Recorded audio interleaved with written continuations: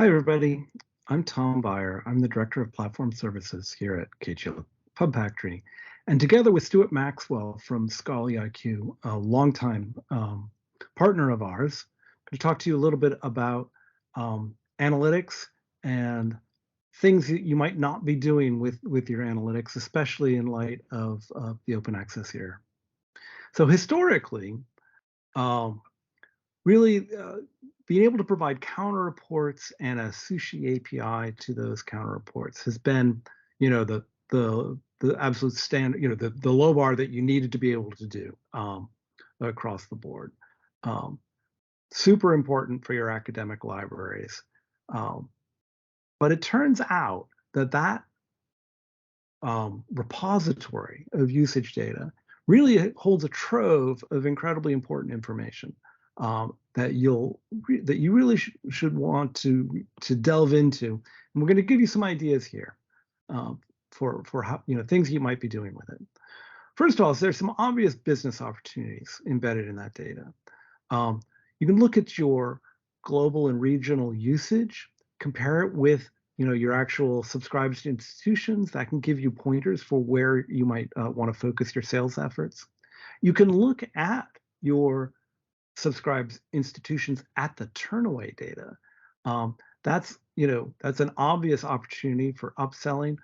You have existing clients that are proven subscribers but are trying to access content that they don't have access to.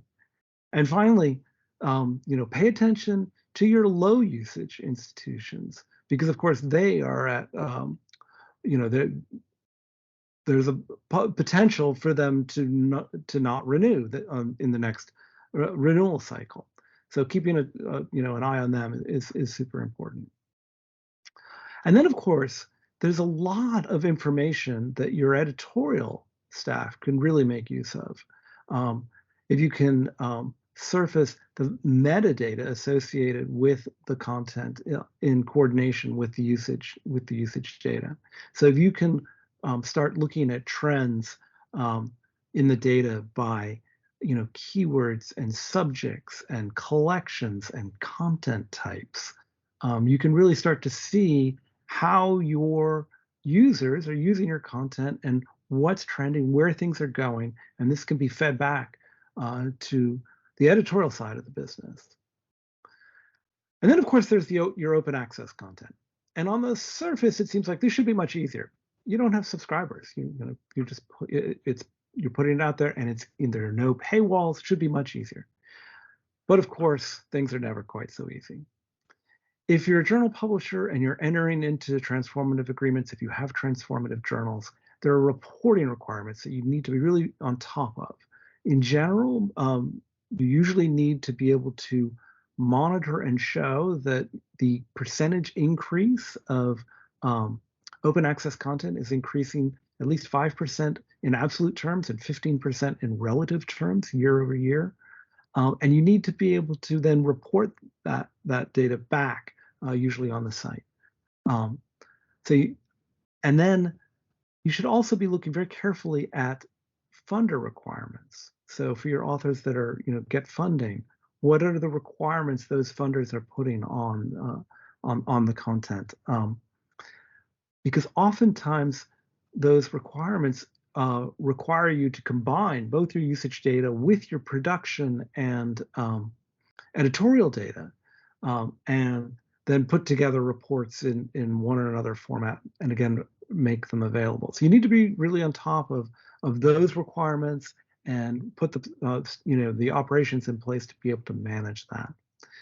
And then finally, with open access content, really the whole impetus for the movement was to increase the impact of the content. So how can you do that? One thing that you can do is to trace your usage back. So it's all unauthenticated usage, but can you trace it back to to institutions? It turns out there are tools to allow you to do that, and that can be a really helpful for showing the impact that your content is having. You can also compare the distribution, regionally or in other ways, of your open access usage compared to your subscription usage. Again, you can show ways in which that content is getting accessed more broadly. And then finally, a thing that we're really interested in pursuing in the future is taking this content and using it as a predictive tool, using it as a to be able to take new content and compare it with the historic trends you've got embedded in this data to try to predict how new content would do. So hopefully we've given you some food for thought and things that you might think about doing with your usage data. Thank you very much for watching.